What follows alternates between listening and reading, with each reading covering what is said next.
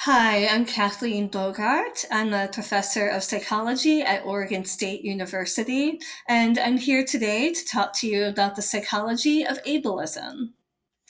So I want to start by telling you about what brought me to the field of psychology. And I like to say that I've been interested in psychology ever since I was born because I was born with a rare disability called Mobius syndrome.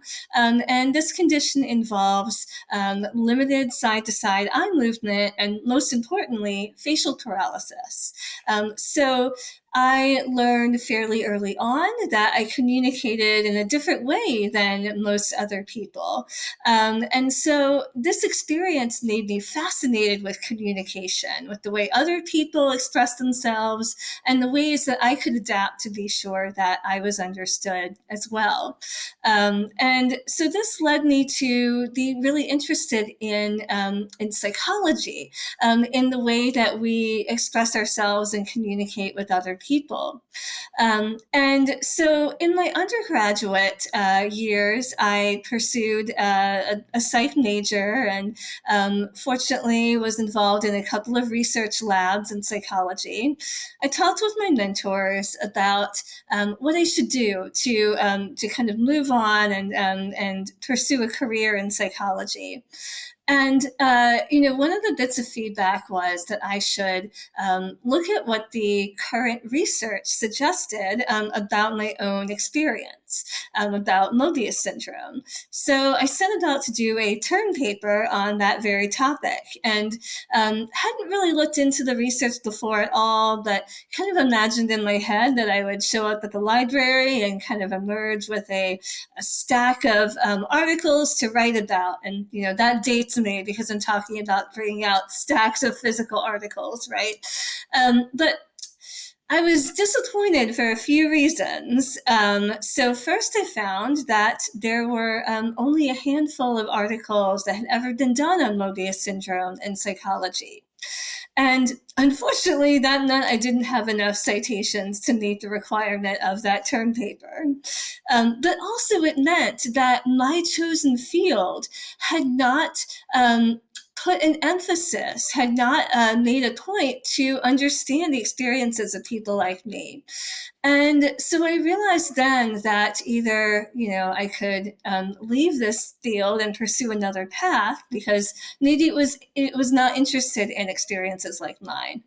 Or I could follow a different path and start to forge my own way, to start to learn about the experiences of people with Mobius syndrome and other types of facial paralysis.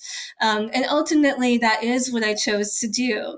And throughout the talk today, I'll talk about a few of the barriers and facilitators that I experienced along the way in beginning this journey in the social sciences, because I think many of us in this virtual room support people who have disabilities who would like to go into the sciences.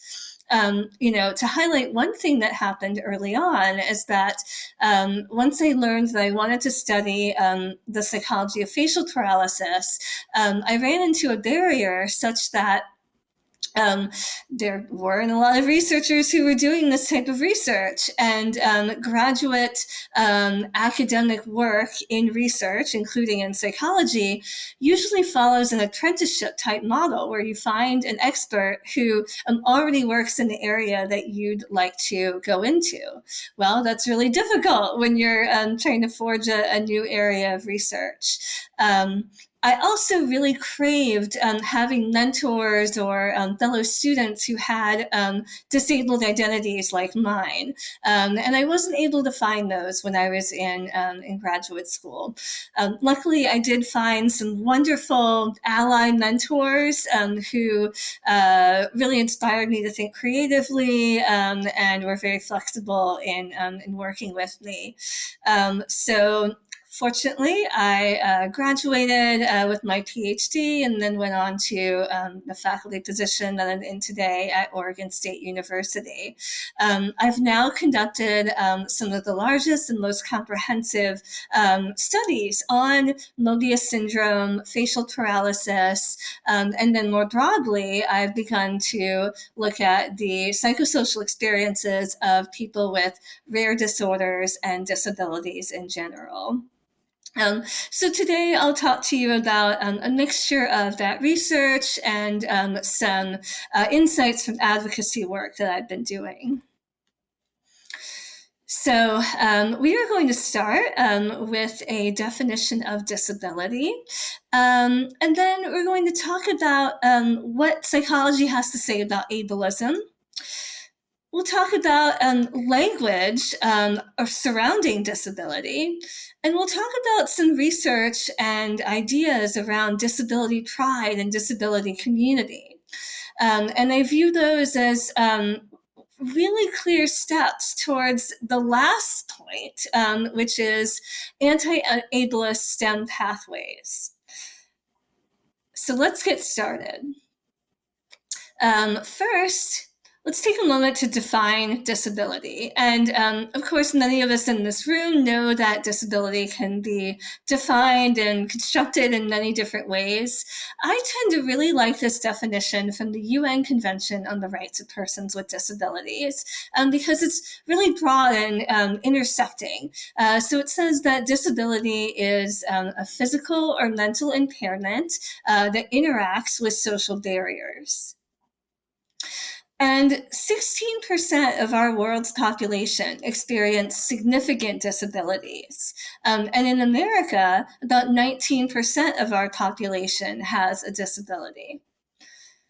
Disability is a unique minority because it intersects with all other minority identities, and in fact is more likely to intersect with minoritized identities than with majority groups.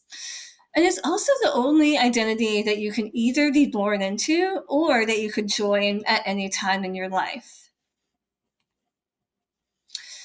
So let's talk a bit about different types of disabilities because this category is very diverse.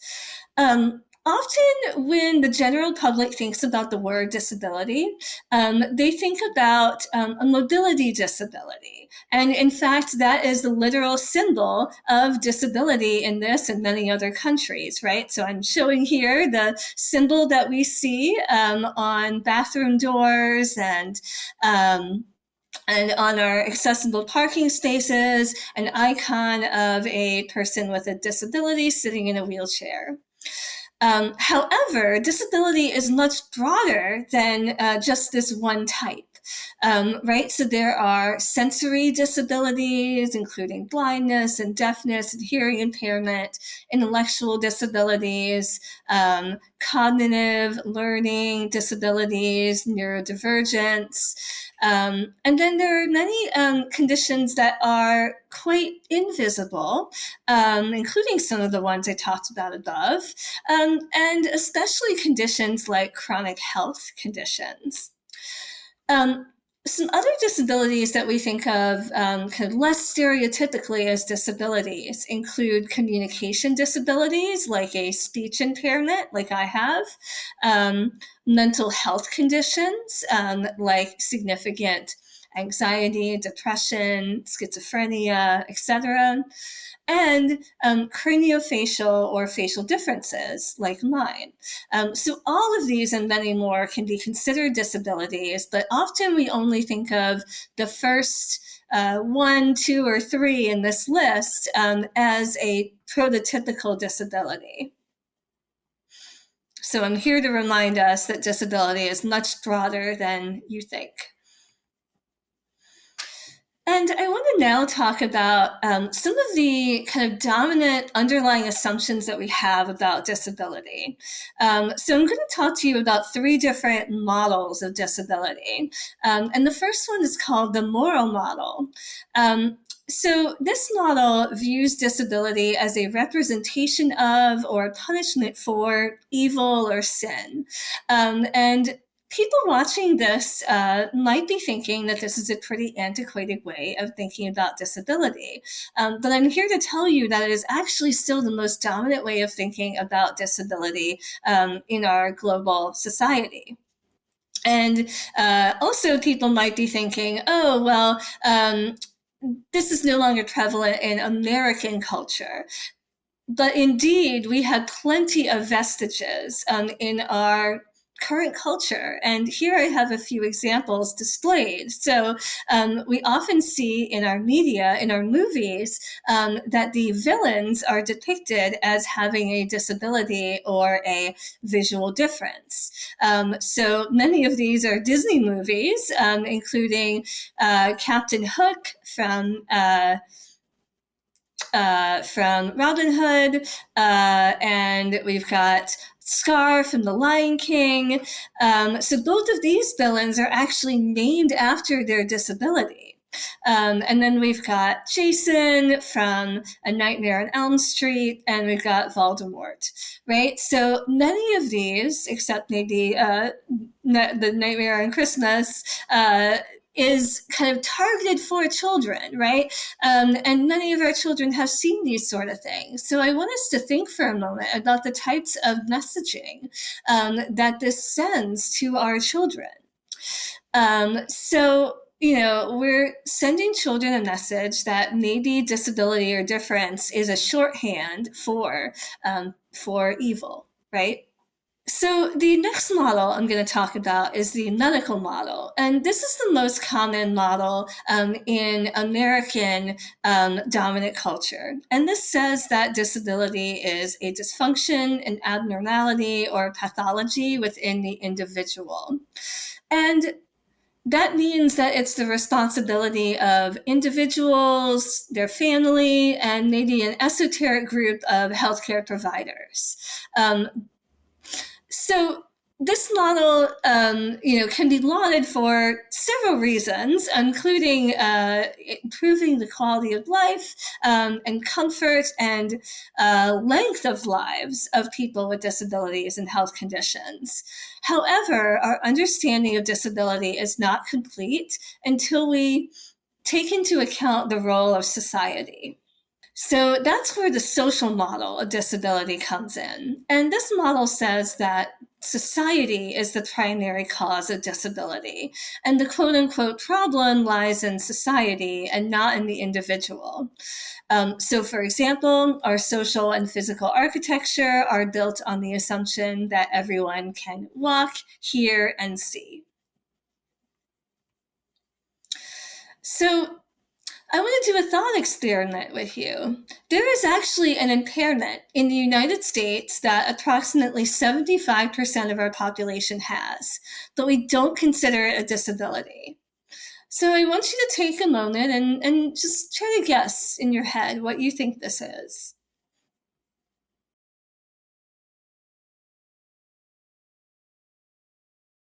So it's the need for corrective lenses.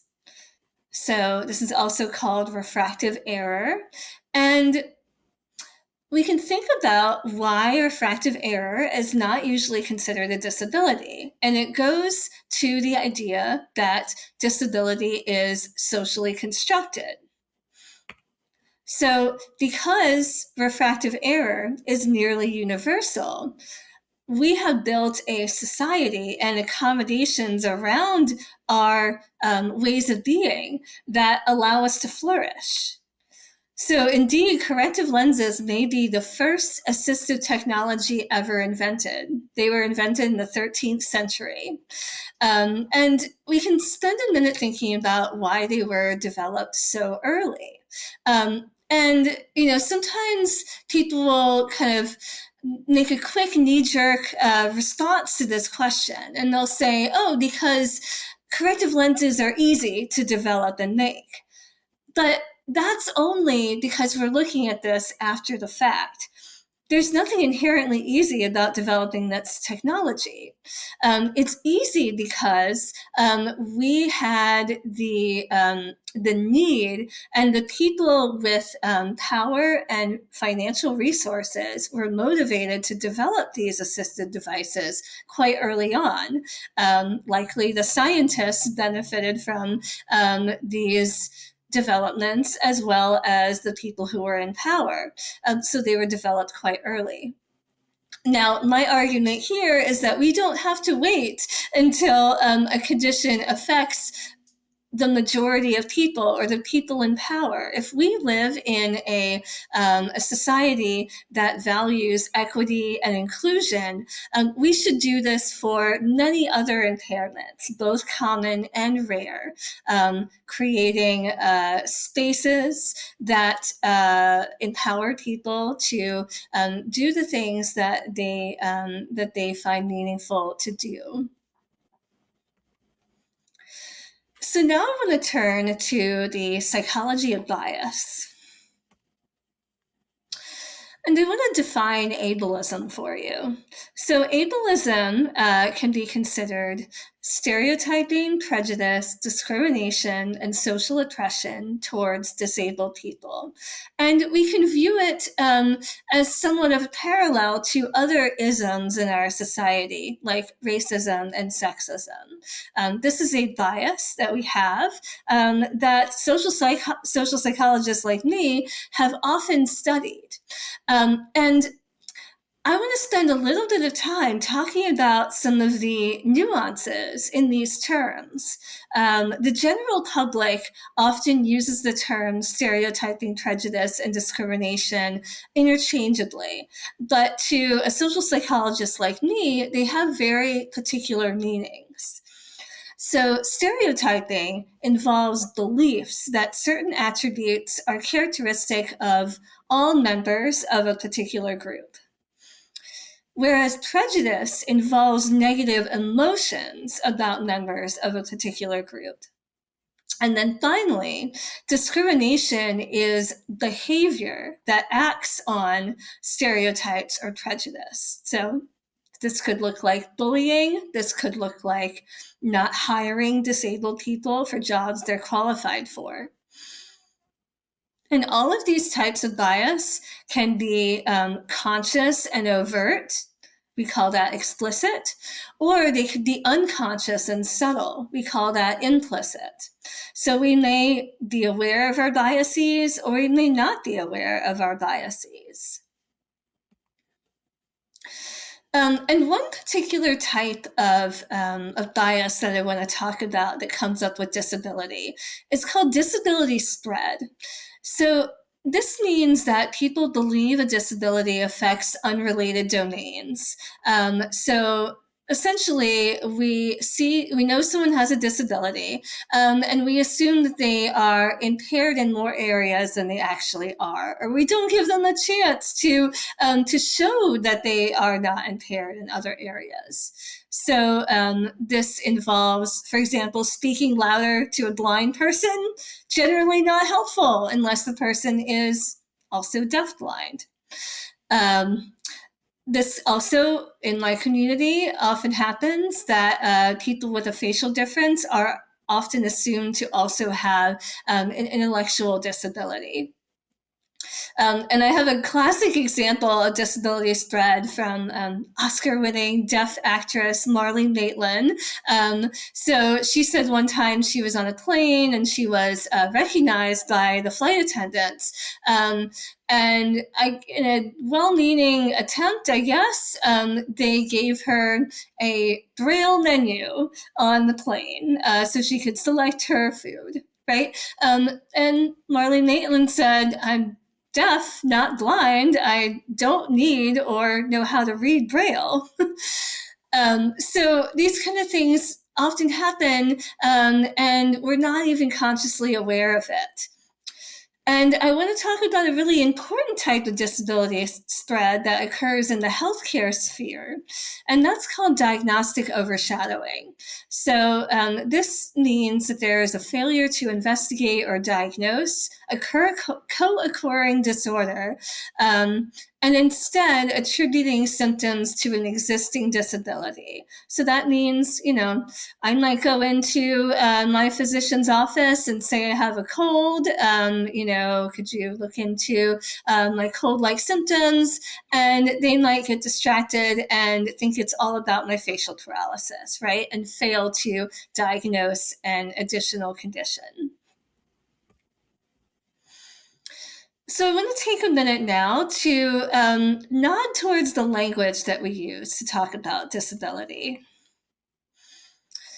So I want to acknowledge that the language of disability can be tricky.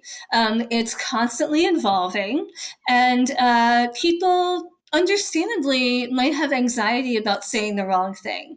But the most important thing is that we start to talk about disability, because when we think it is a topic that needs to remain unsaid, then that only amplifies the shame and stigma that we feel around it. And as we get better about having conversations about disability, we get better at using language that works for everybody. So I'm going to just give a few highlights about what is coming up recently around disability language. So because of the intense stigma that still exists in our ableist society, it's common that we hear language that is negatively laden around disability. So we might see something like Zoe suffers from spina bifida, or Marcus is wheelchair bound. But unless these individuals themselves use this language and tell you they're suffering or they're bound, it's much more accurate to use neutral, matter-of-fact language instead. So Zoe has spina bifida, Marcus uses a wheelchair. I don't know any wheelchair users who would consider themselves to be bound by their chair, but in fact, they consider their chairs often to be a way to empower their movement. And you may, in these spaces, hear terms like differently abled and special needs as well. And there's a recent conversation about using these terms, and we actually consider them to be euphemisms. And when we look at the name or look at the definition of what a euphemism is from the Oxford English Dictionary, we can start to understand why there might be a problem. So a euphemism is a mild or indirect word or expression substituted for one considered to be too harsh or blunt when referring to something unpleasant or embarrassing. So here we can see that when someone uses the word special needs or differently abled, maybe they're dancing around the idea of saying the word disability because disability is thought to be too shameful. Well, we want to stamp out that shame. And in fact, disability activists are encouraging people to hashtag say the word disabled, because there's nothing wrong with being disabled. It's just a natural human way of being, a natural type of variance. I've also seen the hashtag disability is not a bad thing, right?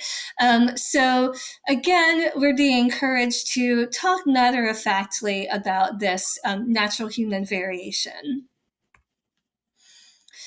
And then finally, you might be aware of a bit of a conversation around person first versus identity first language. So examples of person first language include person with cerebral palsy, and the idea behind this is it describes what a person has, not what a person is. But then identity first language might sound like deaf person or autistic person. And the rationale for using this is that taking a social model approach to disability, disability is a part of someone's identity and a social construction. So drawing from autism activist Lydia XZ Brown, they say autistic is another marker of identity. It's not inherently good, nor is it inherently bad. So, you're probably wondering, well, how do I know what I should say, right? And the best answer to this question is to ask the individual what their preferences are. Sometimes I tell my psychology students that if you don't know if you are talking about a large group of people, maybe you want to default to person first or use them interchangeably, which is now what the APA recommends doing. And again, I'm bringing up these ideas not to be prescriptive, but to kind of raise your consciousness that these conversations are happening so that you can have these conversations with the people with disabilities that you support. And now I want to turn to the ideas of disability pride and community, which are starting to burgeon. So, disability pride, like many other identity pride movements, involves accepting disability as an important and valued part of the self. It means feeling solidarity with others who share that identity. And indeed, disability pride parades and events have now been held in many major US cities. And there is some growing research on the psychological benefits of disability pride. Research by myself and my colleagues have found that it's associated with lower depression and anxiety, higher satisfaction with life, and from my colleague Michelle Nario Redmond, we know that it's even associated with the behaviors of advocacy. And here I'm showing the Disability Pride flag, which is a series of pastel colored lines that symbolize the different types of disability, and they diagonally cross-cut a dark gray background. And the diagonal nature of these lines symbolizes how people with disabilities have to cut across barriers. So this is a really powerful new flag that I hope everyone starts to see more and more. So, with the benefits of disability pride, it also makes sense to think about disability community. So, community is one of the main ways that we develop pride in our identities. However, at this point, we find that in America, more than half of disabled people do not have a single friend with a disability. However, disabled psychologist Ariel Silverman finds that having even one disabled friend increases well-being. And the really cool thing about this finding is that it's not specific to disability type. So cross-disability friendships have the same benefits as being in a friendship with someone with the same type of condition as you. So this means that we don't have to, spend a ton of time matching people based exclusively on their medical condition, but rather by helping people to find connections across this diverse group. So I want to turn to some ideas around how we can support children, parents, and families, especially so that they can have a strong education and support for them to go on into STEM fields if they so choose. It's really important to start modeling self-advocacy for children with disabilities at a very young age. And children should be prepared to understand their own disability and then to answer questions about it when they feel comfortable. A child with a disability will have their disability noticed, and they will be asked about it by children and probably by educators and healthcare providers, even when they're little. So they need to be given tools to discuss it when they feel comfortable doing so. Otherwise, you'll set them up for invalidation, unfortunately. If parents don't have conversations with their children about what their disability is and how to talk about it and how to advocate for themselves when these situations come up, children may believe that their experience is strange and they can't turn to adults to help them with their advocacy and with getting information. So, one great way to do this is to include kids in discussions about their education and their health as soon as is developmentally appropriate. This could be the family having a conversation about any type of extra education or therapies that they may be engaging that maybe their peers are not. This also might involve including kids in IEP meetings as they get older and when it's appropriate, and also including them in the room in discussions with their doctors and encouraging them to ask their doctors questions as well.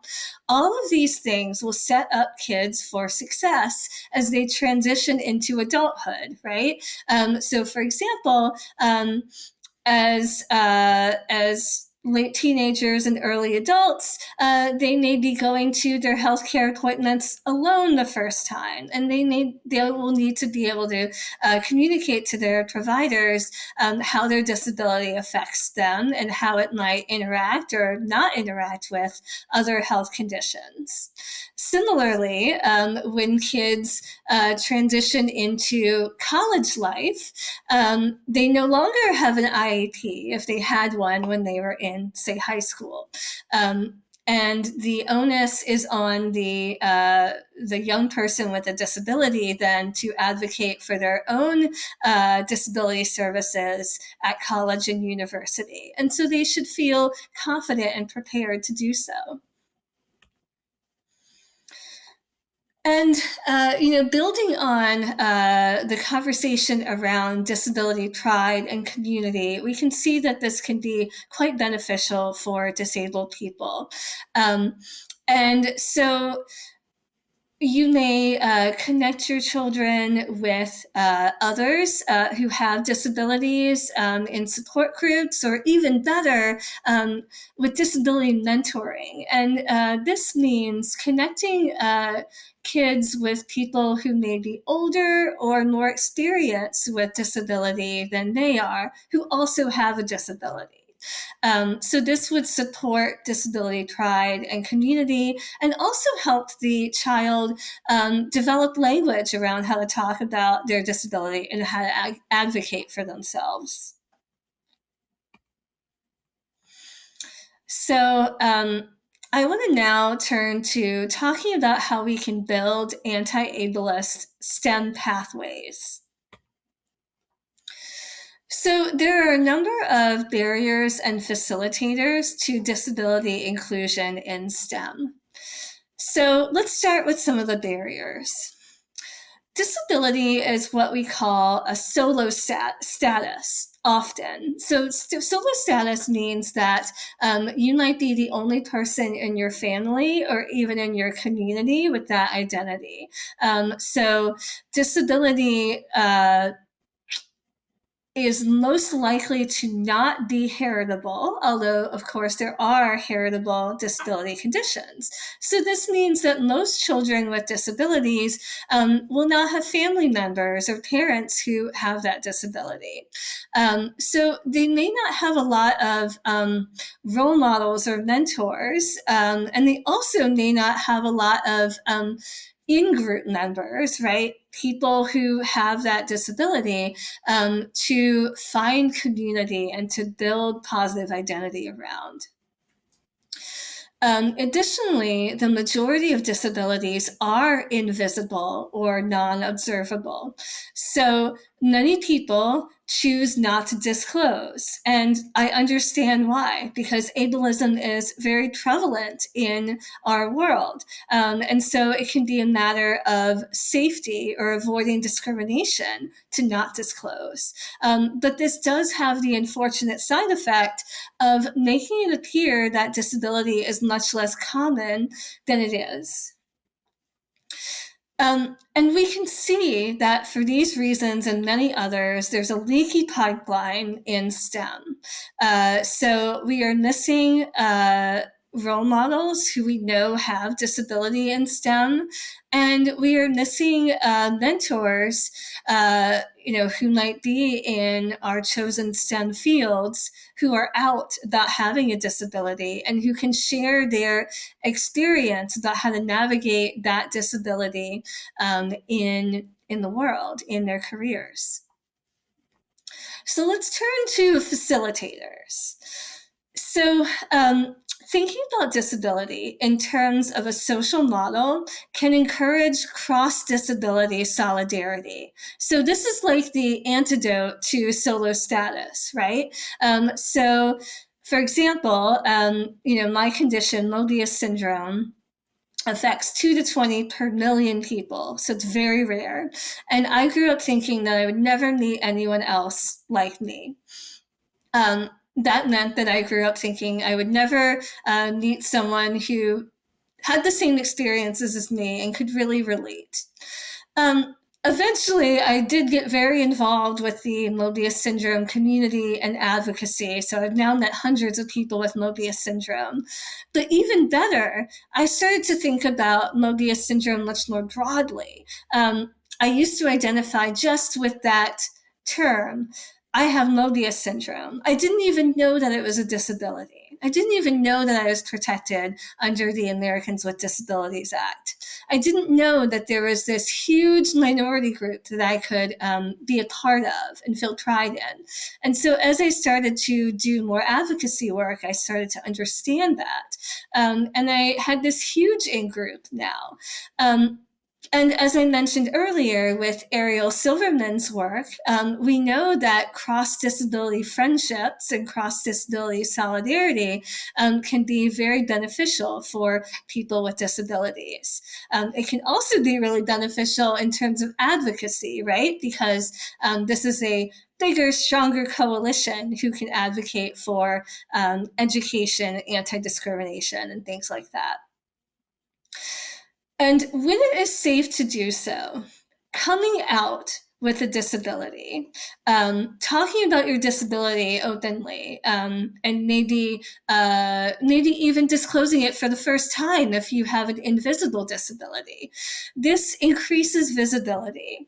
It helps us understand that disability is actually a common human experience. It increases representation.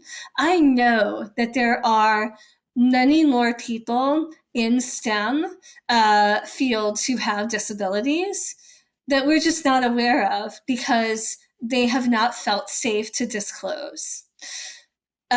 So by disclosing when it is safe for you to do so, when you are in a relative position of power, then you can create space for people who are in lower positions of power, students, people who aspire to go into your fields, to see a path that they can follow and to find maybe you or someone like you to be a mentor. This also creates instant social support. So I like to use the example of a class I teach at Oregon State University.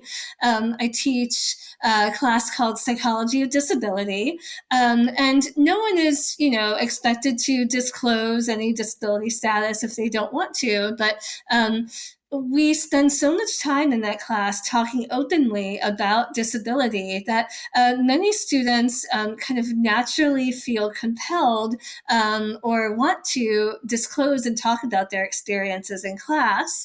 And many students tell me that they will kind of disclose or come out for the first time to friends that they have, maybe at OSU or beyond. And this is often a really powerful experience because the student will, come out to their friends and say, hey, I have a learning disability. And then it turns out that several of their friends also had a learning disability that they weren't disclosing because of fear of stigma, right? And that empowers them to feel safer. And then they have instant social support. The friends that they already have, it turns out, have even more in common with them than they originally knew. So kind of the higher level response to the challenges of getting disability inclusion in STEM is that we need to be sure to put disability front and center in our disability and in our diversity initiatives in STEM. We've done a pretty good job about thinking about some aspects of diversity in STEM, but disability still lags behind as an identity that we are really amplifying and making sure to include. So before I leave you today, I want to just share a few examples of little advocacy things that my students and I have done at Oregon State University, with the hope that maybe it might give you some ideas about how to educate and advocate around disability. So usually about once a year, we have a community event in our quad where we talk about something relevant to our research. This particular year, we were interested in telling people about raising awareness about how common disability is. And so, among other things at our table, plenty of candy and treats because college students love that. We had this activity where we just asked people to put up a thumbtack on a bulletin board under the heading yes or no in response to the question, do you or someone you know experience disability? And we had an overwhelming number of thumbtacks under the yes category and only a couple under the no category. And I will tell you that we had one of my students there kind of educating people. If they started to kind of move towards the no section, they would say, hey, did you know that most disabilities are invisible? Did you know that many conditions like significant anxiety or depression or learning disabilities or ADHD or disability? And once people started to understand the breadth of disability, most people realize, oh yeah, I have a disability, or a family member has a disability, or a friend has a disability. So this is a really nice interactive way to remind people about how common disability is and how relevant it is to even college students. And here's an example of another event that we did to advocate. This time it was around Mobius Syndrome Awareness Day, which is on January 26th. So on this day, we wanted to raise awareness about expressive diversity, the idea that people with Mobius syndrome express themselves with many other expressive channels besides their face, with their voice, with their gestures, with their fashion, and in fact, that everybody expresses themselves in a variety of ways. So we invited people to come up to our table in the quad and fill out sign templates like this that answer the statement, I express myself with. And we also handed out information about Mobius syndrome and expressive diversity. And we got featured on the cover of our local newspaper here, which is very exciting, especially for my students. Here you can see James Gaither, who was a psychology student of mine who went on to get his doctorate. And we had a number of people who filled out signs, both with and without Mobius syndrome. So lots of people with Mobius syndrome ended up independently putting writing. That seemed like a really popular way to express oneself. We had one little boy who liked to ride dirt bikes to express himself. I thought that was hilarious. One of my favorite responses was from my department chair, who said that she expresses herself with data, and she drew a normal curve. So, in the last bit, I want to tell you about one other thing that we do for advocacy, and that is highlighting my organization that I co-founded with Lisa Aspinwall called DARN. And DARN stands for Disability Advocacy and Research Network. And it is a community for psychologists and students interested in psychology and related fields who have and or specialize in disability. And we started this community back in 2021, really with the goal of ensuring that the next generation of psychology students and early career professionals have a community like the one that I felt I was missing when I was growing up. So our organization is at darndisability.org. We have lots of resources there. We have information about virtual and in-person events, and we have a Google group where people can be in touch. So if you might fit within this community, and if you think it might be of interest to you, please reach out. Please go to our website, and you can connect with us there. So I want to thank you so much for your time, and I want to encourage you to reach out if you have any questions to my email at kathleen.bogart@oregonstate.edu.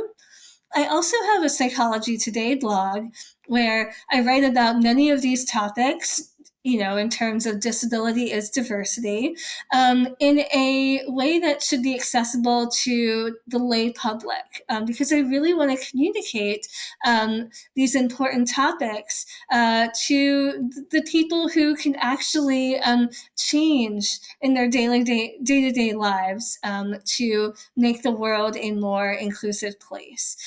So you may find some of these articles useful, or you may want to share them with people with disabilities or families that you might support. You can follow me on Twitter or X or whatever it's called now, or you can scan this QR code to get my links that way. So again, thank you very much.